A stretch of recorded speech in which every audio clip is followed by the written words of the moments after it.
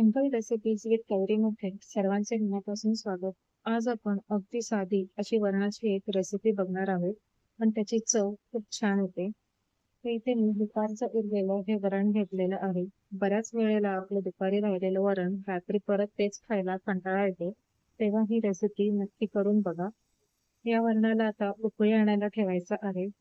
उकळी यायला सुरुवात झाली की यामध्ये एक टोमॅटो बारीक कापून आणि मिरच्या जशा तुम्हाला तिखटपणा आवडत असेल तशा मिरच्या तुम्ही तेवढ्या मिरच्या यामध्ये घालू शकता.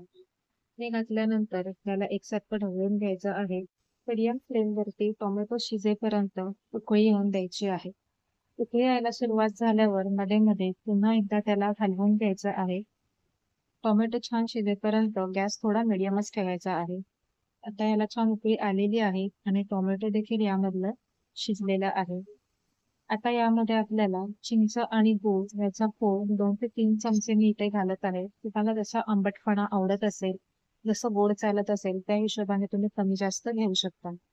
बारीक चिरलेली कोथिंबीर घातलेली आहे. यामध्ये तुम्ही इथे थोडंसं ओलं खोबरं सुद्धा घालू शकता. ते सुद्धा खूप छान लागते. जर आवडत असेल तर नक्की घाला. त्याची चवही खूप छान येते वरणाला. आता पुन्हा एक फक्त उकळी काढायची आहे आणि हे सगळं मिश्रण छान ढवळून घ्यायचं आहे. याला आता चांगली उकळी आलेली आहे. गॅस आता बंद करायचा आहे आणि आपल्याला एक फोडणी तयार करायची आहे. त्यासाठी मी इथे 2 चमचे तूप घेत आहे. तुपाचाच वापर करा, त्यामुळे या वरणाची चव खूप वेगळी लागते. बरीच लोकं तेलाची फोडणी करून असं वरण बनवतात, पण या पद्धतीने नक्की करून बघा. तेल छान तापल्यावरती अर्धा चमचा राई घातली आहे. राई सुद्धा व्यवस्थित तडतडून द्यायची आहे. त्यानंतरच जिरं घालायचं आहे आणि राई आणि जिऱ्याची खमंग फोडणी करून घ्यायची आहे. हिंग मी अगदी थोडंसं टाकते आहे, कारण गोडं वरण ऑलरेडी बनवलेलं होतं. त्याच्यामध्ये हिंग असल्यामुळे मी हिंगाचं प्रमाण खूप थोडं घेतलेलं आहे.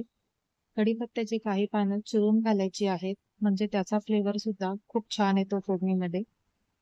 आता वरणाचा गॅस बंद आहे. त्यावरती ही गरम ही फोडणी ओतून लगेच झाकण ठेवायचं आहे. म्हणजे फोडणीचा सुगंध या वरणामध्ये छान उतरतो.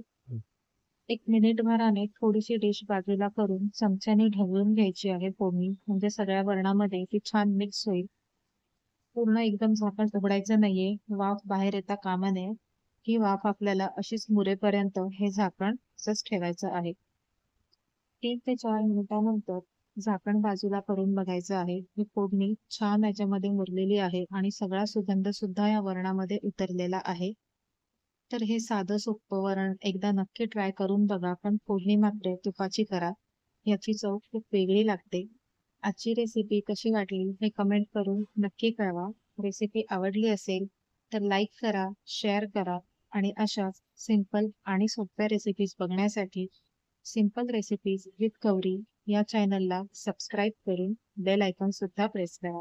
नमस्कार.